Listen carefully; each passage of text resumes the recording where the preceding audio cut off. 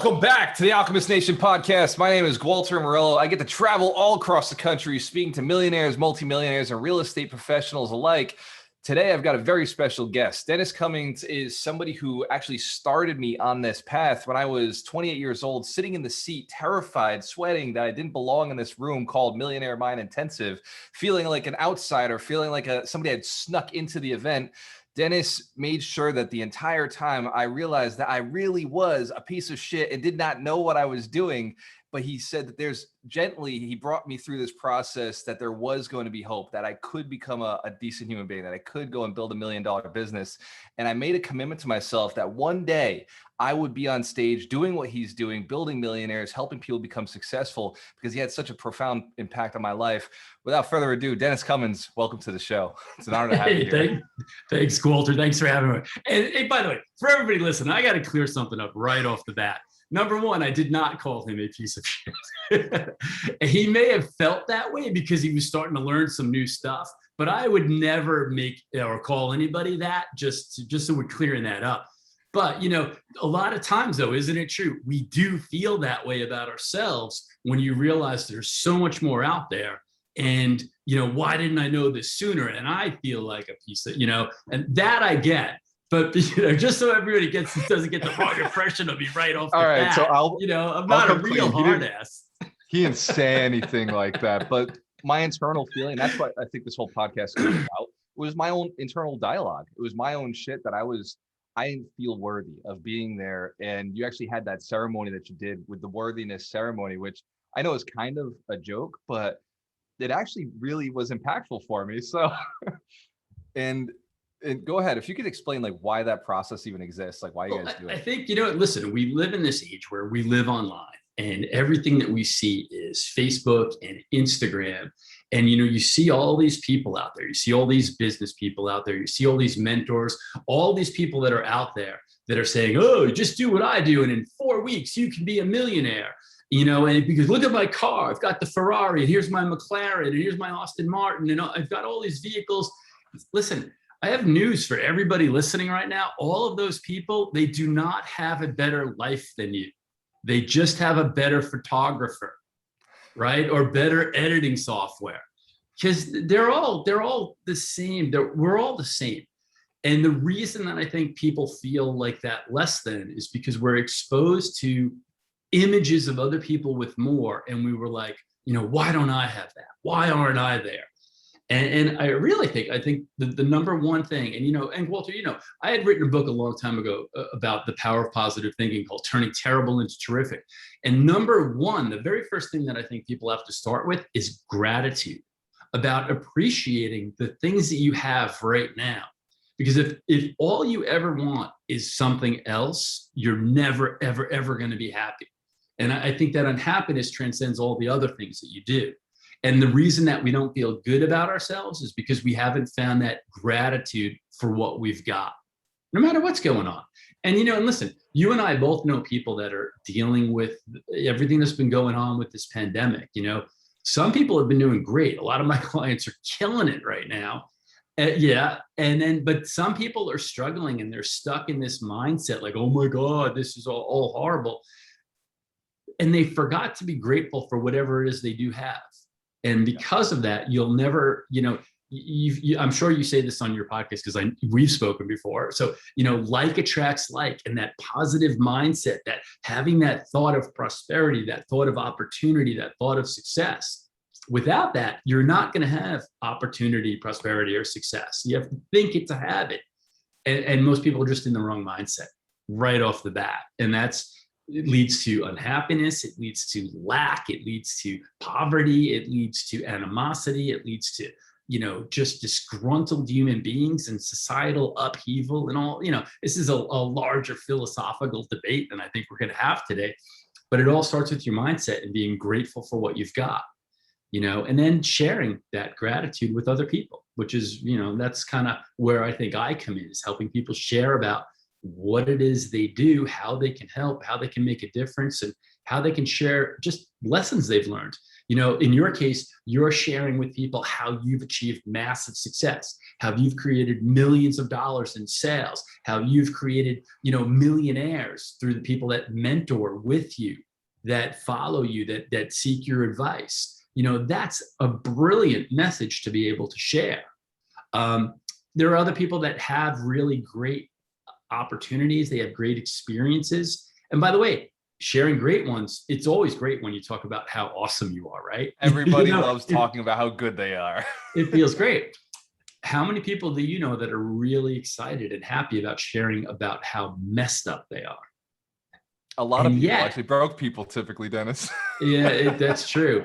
But they do it for attention, not for fulfillment, right? It's just filling this basic need or this like lack that they have.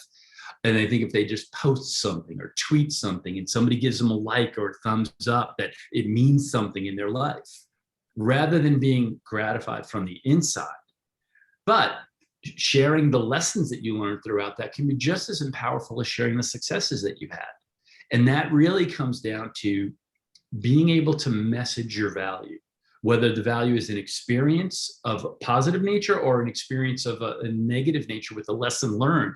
Those are really important things that I think that if people focused on would truly make a big difference, not only in their own pocketbook, but in this world, by sharing what you've learned, by sharing your experience to kind of help shortcut other people's path to success. That's what you're doing with your mentorship program that you've developed.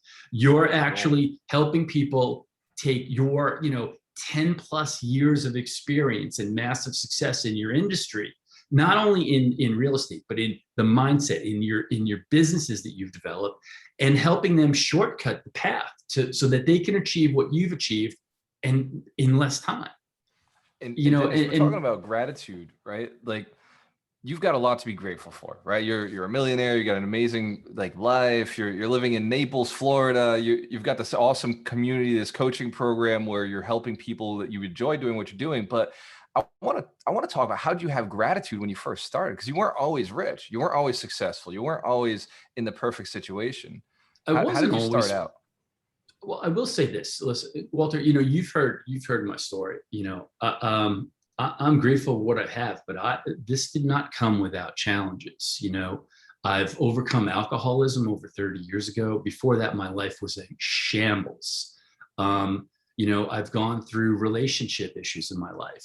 I've suffered the loss of my daughter when she was 17 years old to a brain tumor, and going through her sickness and illness for 12 years. There's a lot of reasons why I could have gone negative, why I could have focused on woe is me and all the troubles that are going on. I've had periods in my life where I've had financial struggles, and I will say I was broke, but I was never poor, and there's a difference there. Broke just means right now I don't have money.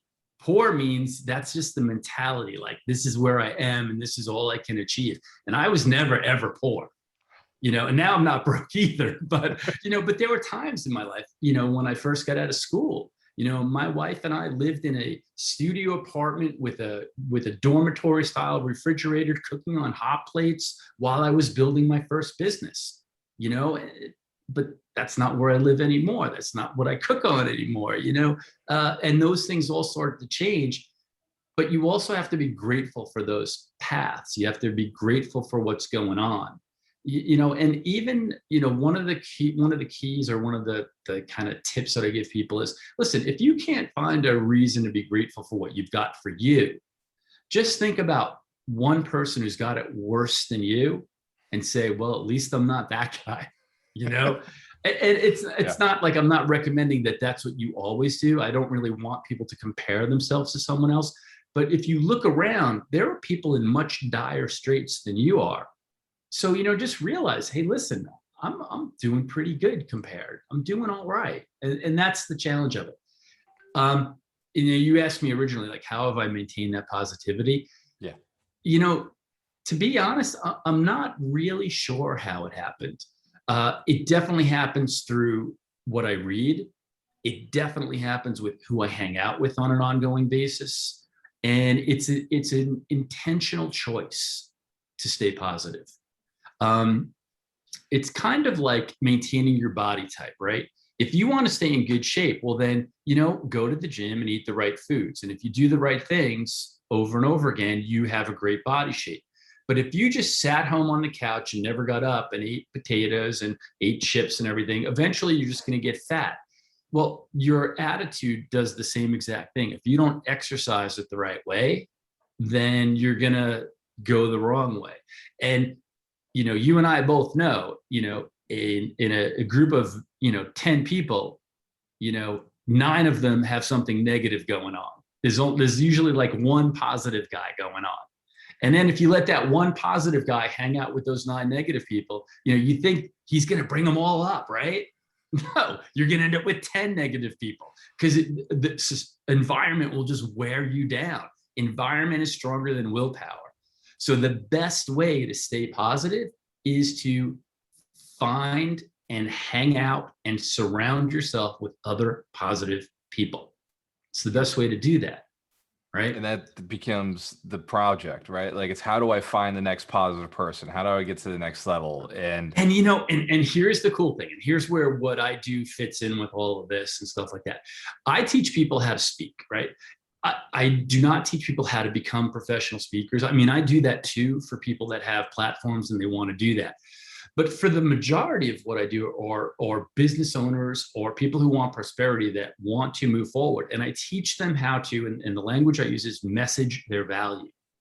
See, if you can show people and demonstrate to them, and the way that we do that is through our languaging, it's through our messaging.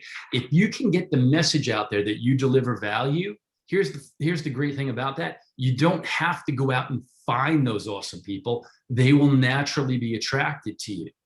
I call it attraction selling. When I help businesses grow, I don't teach you how to go out and find prospects. I teach you how to deliver a message that attracts them to you. It's much easier to sell to somebody who came and asked you for something instead of going out and say, hey, let me sell you this. So right? As you're speaking, I'm already thinking I've got to sign up for Dennis's coaching program, because that is the most important piece in the world, is attract the right people. Like, build a great audience, build a great funnel, and then attract the right people who you want to surround yourself with. So Dennis, I'm sold. I'm ready to go and buy this right now. Actually, when we talked this morning, I was ready to buy. I was like, bro, like, that's exactly what I want in my business. That's why I brought you on the podcast.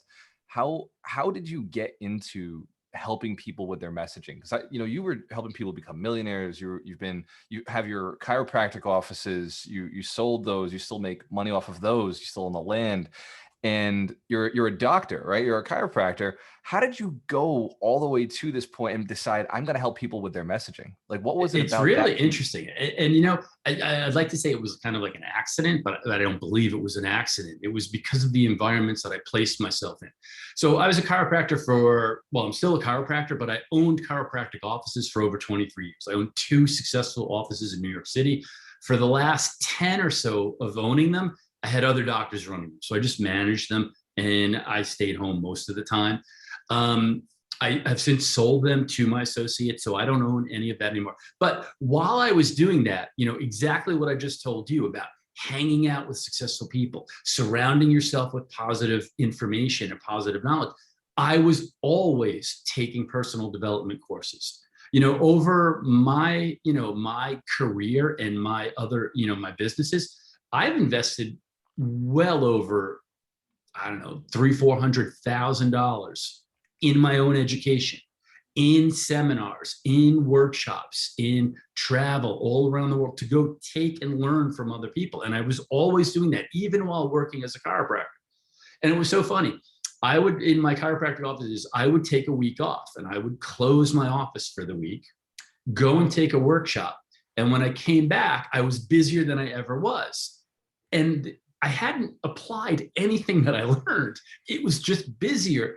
And it was because of the energy about it. And, you could say that that's kind of woo-woo or whatever you want. I don't really care. The numbers prove that when I made me better, things got better. You can only grow to the extent that you do, right? Yeah, your You business can know, only grow to the extent that you do. right. So you've got to continue to. So anyway, I was growing myself. I was going to these personal development centers and at workshops. And at one of them, it was this kind of a speaking thing where we got up and did a speech. It was a leadership actually program that I was taking because I wanted to learn some leadership skills, to improve wherever I was. And I already had a great team. I already had two really amazing chiropractic offices. It was like, you can always learn something more. I got up on stage and did a leadership presentation. And the guy that owned that company goes, "Hey, did you ever think of training for us?" And I was like, "No, but what would it take?" And I did it. And the very first time I actually trained, like, did you ever have that feeling where you just know, like, this is what I'm supposed to do? Yeah. If you've had that experience, it's really amazing. And the very first time I got up in front of an audience, I knew in the core. First of all, I was scared shitless because it was like 1,500 people, and it was the first time I'd ever spoke to a group of like other people that weren't my own patients. I was terrified. I was also more exhilarated than I'd ever been in my life, and I had goosebumps all over my flesh. And in that moment, I was like, "Man, this is what I'm supposed to do." And I threw myself into it, well over 10,000 hours of training, of other coaching, of mentorship, of workshops and seminars to learn different modalities of speaking and messaging and languaging skills. And how do you get that out there? How do you sell from a stage? How do you sell from a webinar? How do you sell to a person one-on-one, and sales strategies and leadership skills? And because it was fun. And the results that you saw were so incredible. When I work with my clients right now, they 10x their income from one thing, from clarifying their message, from saying the right things at the right time. And what ends up happening is they attract the right people. So, I always people say they get into being a doctor because you want to help people, right? And I wish I could say that, but it wasn't. I had a family chiropractor, and I didn't know what I wanted to do after I graduated school. And I went to law school for 1 year and I hated it. I worked on Wall Street for a year. I didn't like that. And then I ended up in my chiropractor's office, and what he did is he took his book, he turned it around and showed it to me. And he goes, "Dad, goes, this is how much I made last month."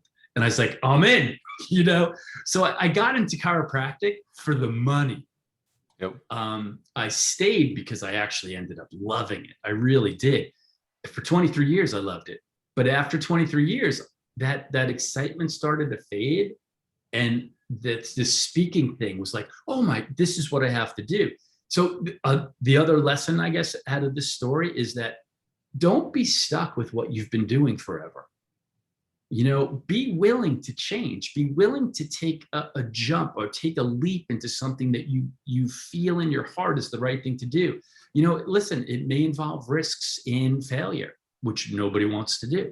It may involve risks of, shame, because your family's going to go, "What are you giving up a pension? You're giving up a job. You're moving. This is nuts." It may cause financial hardship along the way, but what it will bring is happiness. And if you pursue your heart instead of your wallet, you'll always find success.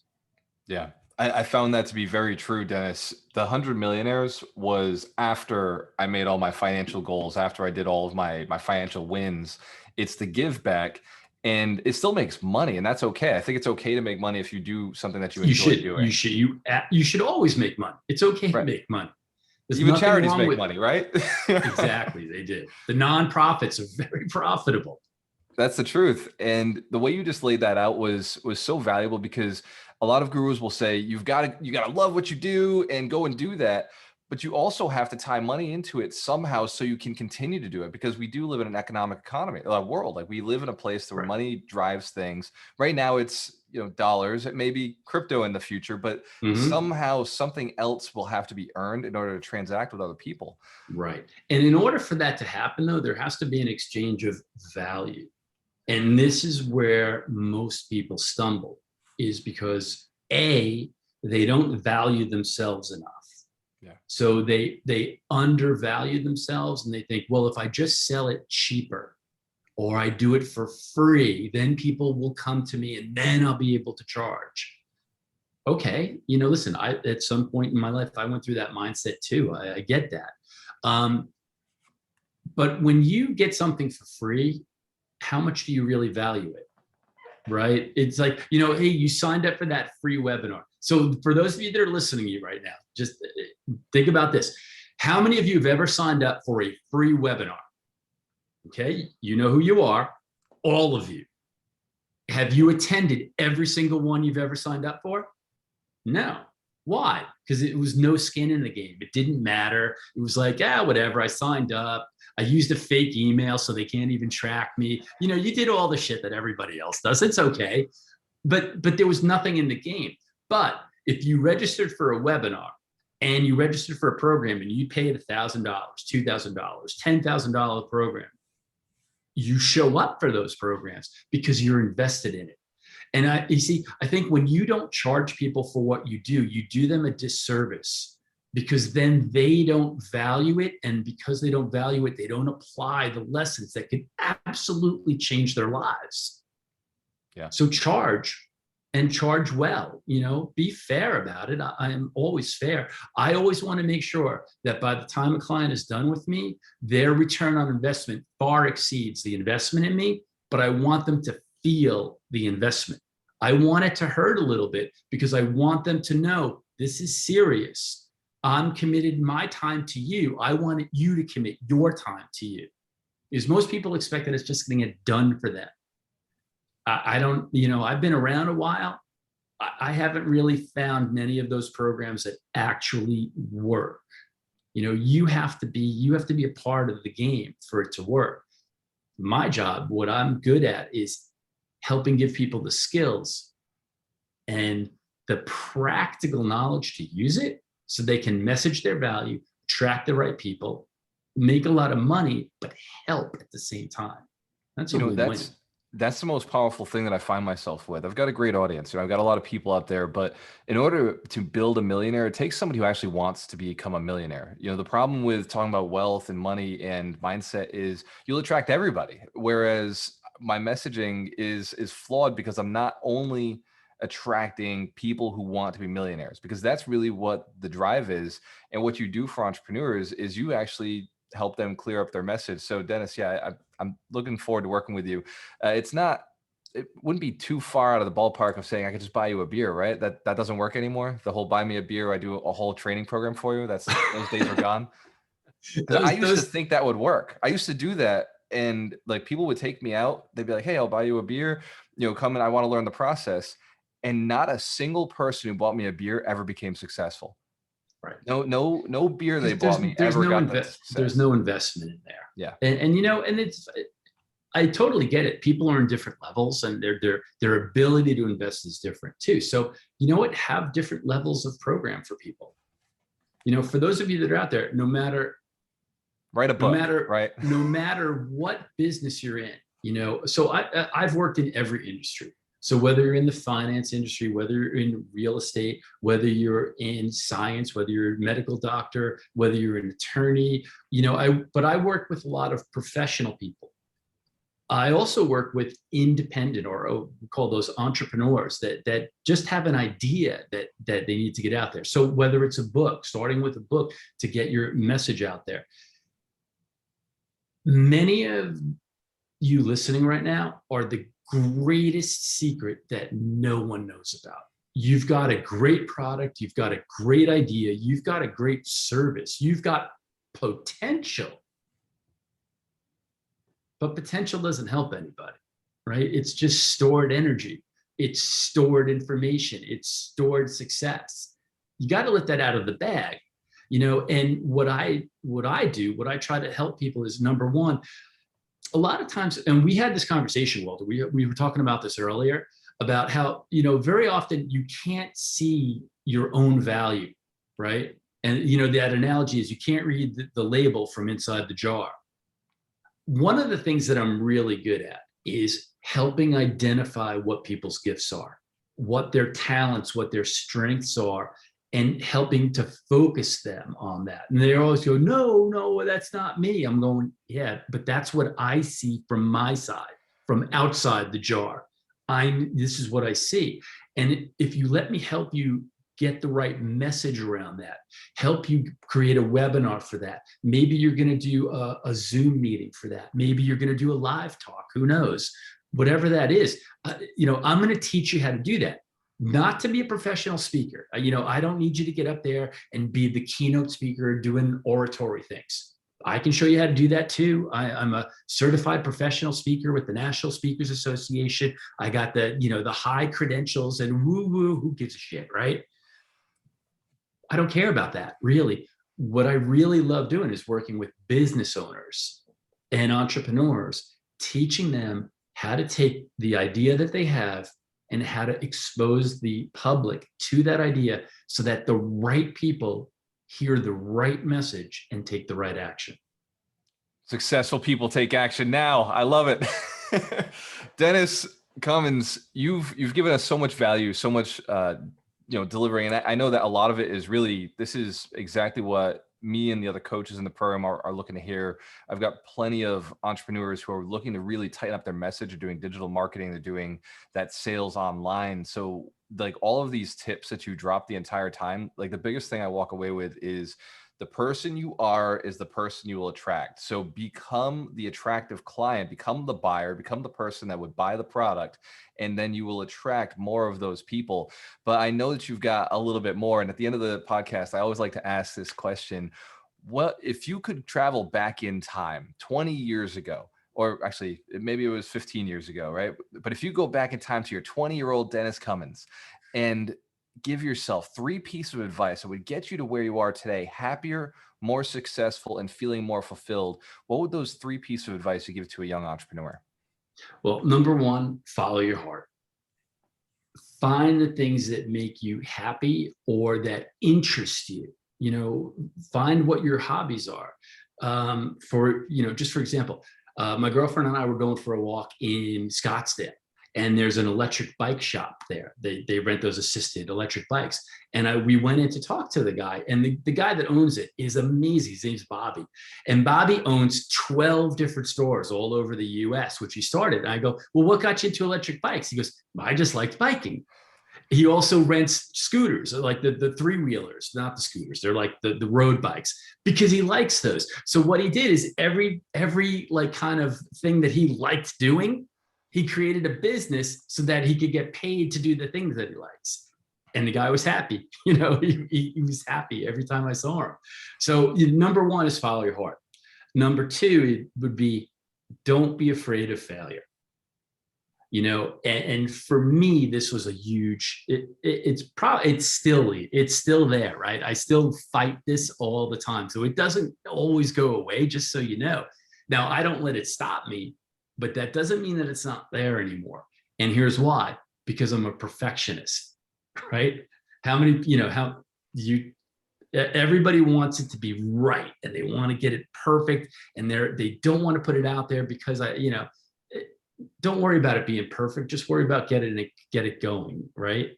You just have to get it started. You can tweak it along the way. Be okay with imperfection. Strive for it, but realize you're probably never going to get it anyway, and be willing to put out something crappy.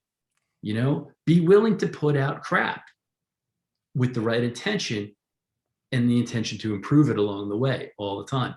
And I guess the final thing is, stop caring what other people think about you. Right? I'll tell you what, when I was growing up, when I was drinking, I was really always concerned about my image. I was so concerned about what other people thought. I didn't even know who I was anymore. I just wanted to be what other people wanted me to be.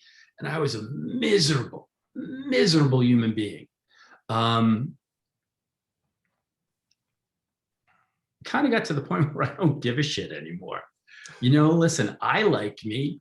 And if you do, then great, we'll be buds. If you don't, you know what? I'm okay. There's 7.999 billion other people out there. I'm sure there's another couple that will like me, and how many really good friends do you have?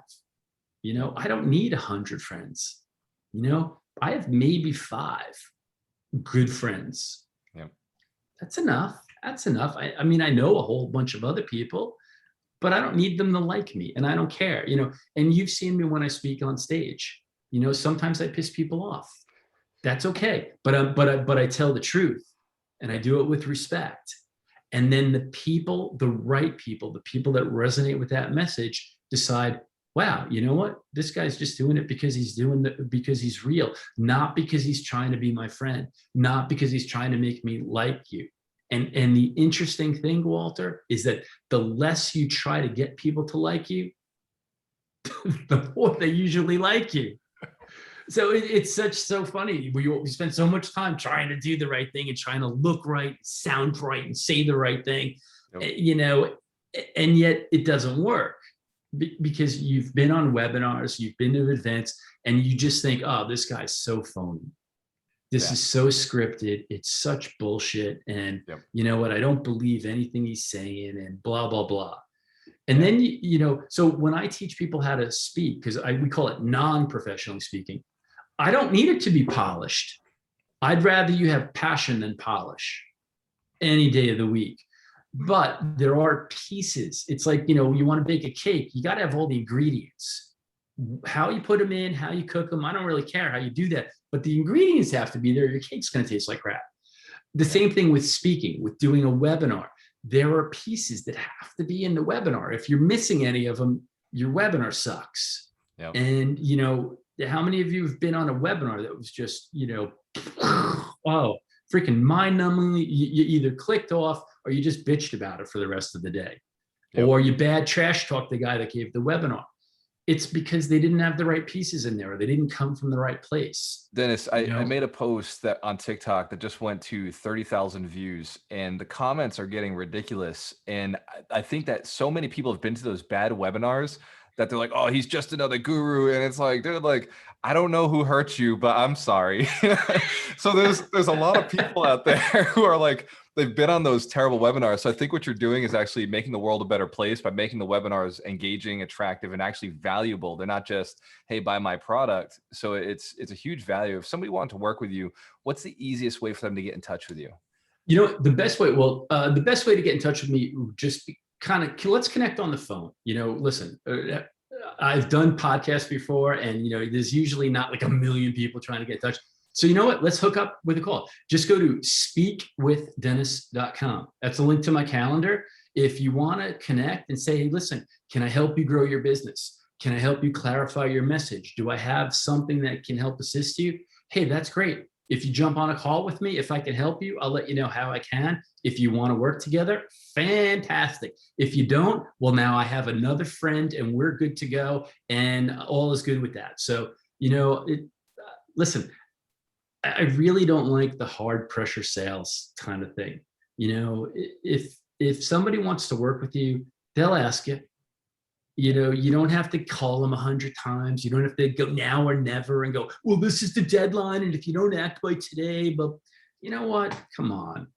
I think people are savvy enough by this point.